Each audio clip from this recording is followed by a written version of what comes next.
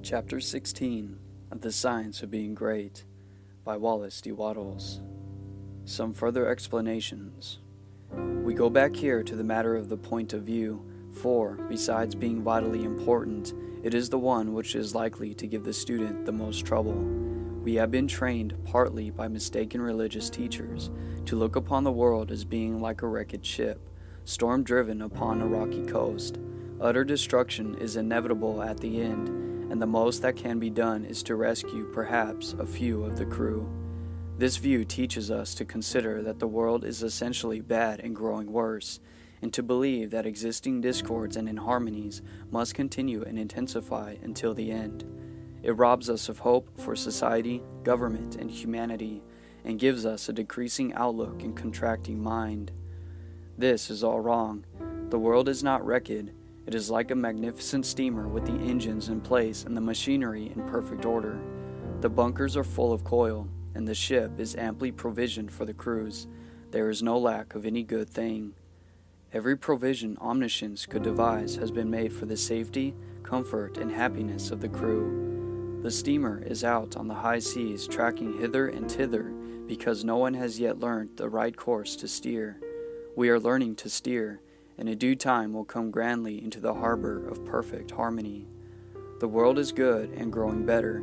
Existing discords and inharmonies are but the rollings of the ship incidental to our own imperfect steering. They will all be removed in due time.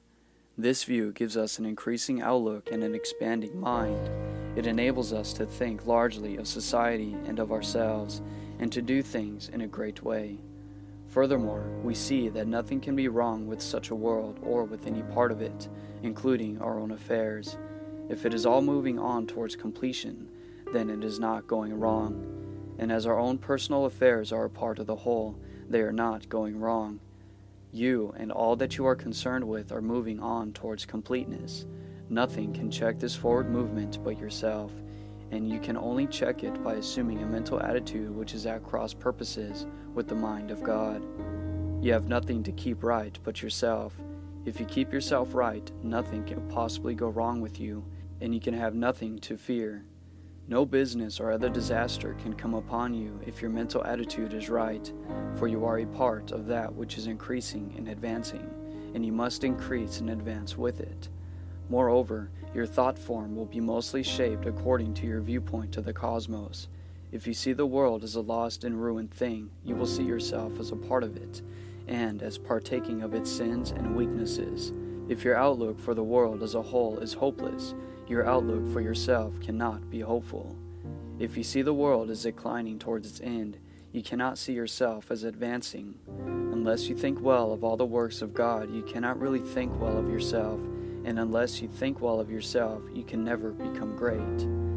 I repeat that your place in life, including your material environment, is determined by the thought form you habitually hold of yourself. When you make a thought form of yourself, you can hardly fail to form in your mind a corresponding environment. If you think of yourself as an incapable, inefficient person, you will think of yourself with poor or cheap surroundings.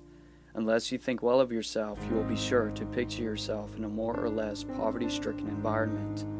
These thoughts, habitually held, become invisible forms in the surrounding mind stuff, and are with you continually. In due time, by the regular actions of the eternal creative energy, the invisible thought forms are produced in material stuff, and you are surrounded by your own thoughts, made into material things. See nature as a great living and advancing presence, and see human society in exactly the same way. It is all one, coming from one source, and it is all good. You yourself are made of the same stuff as God. All the constituents of God are parts of yourself. Every power that God has is a constituent of man. You can move forward as you see God doing. You have within yourself the source of every power. End of chapter 16.